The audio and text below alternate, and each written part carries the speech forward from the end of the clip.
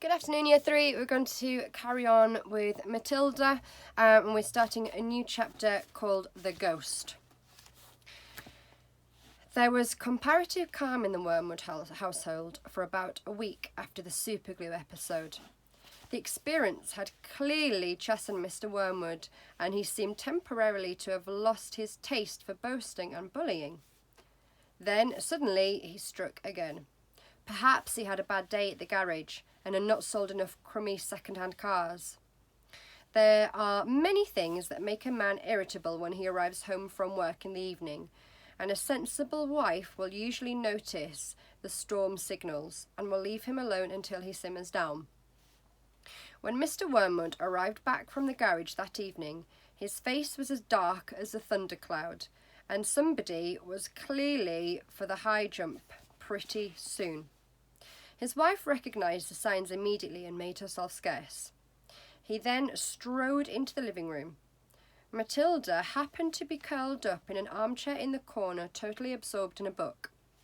Mr. Wormwood switched on the television. The screen lit up.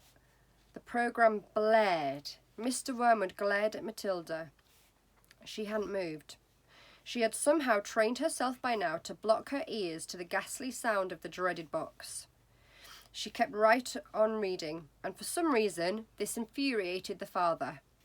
Perhaps his anger was intensified because he saw her getting pleasure from something that was beyond his reach. "Don't you ever stop reading?"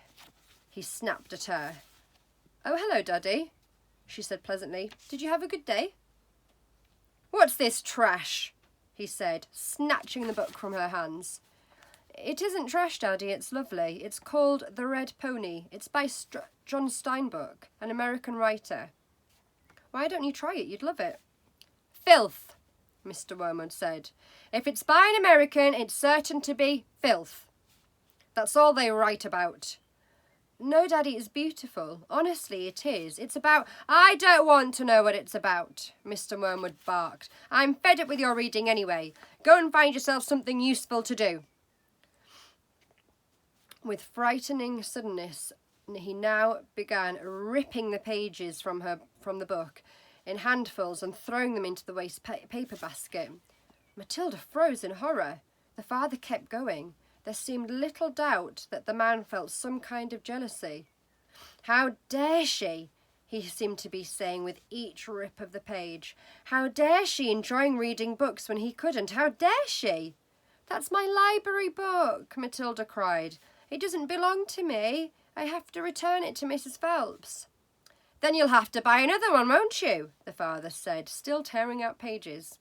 "You'll have to save your pocket money until there's enough in the kitty to buy you a new one for your precious Mrs. Phelps, won't you?" With that, he dropped the now empty book cover into the basket and marched out of the room, leaving the telly blaring. Most children in Matilda's place would have burst into floods of tears. She didn't do this. She sat there very still and white and thoughtful.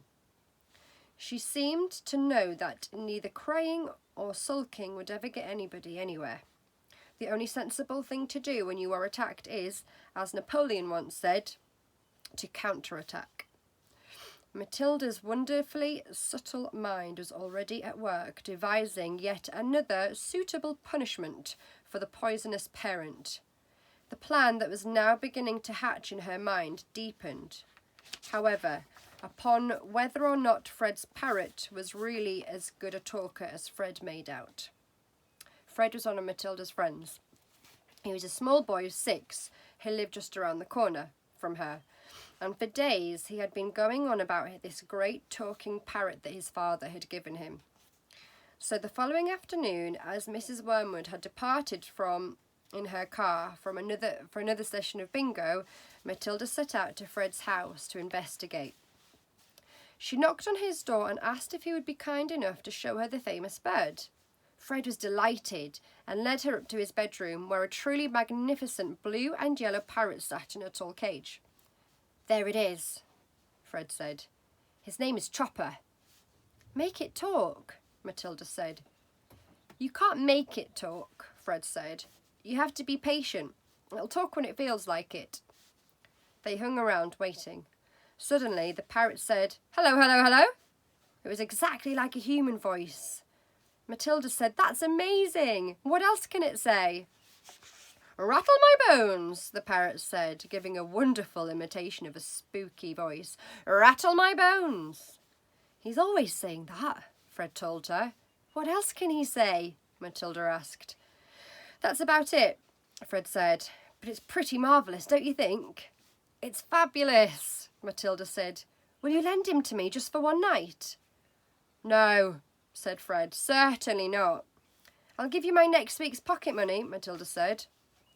That was different. Fred thought about it for a few seconds.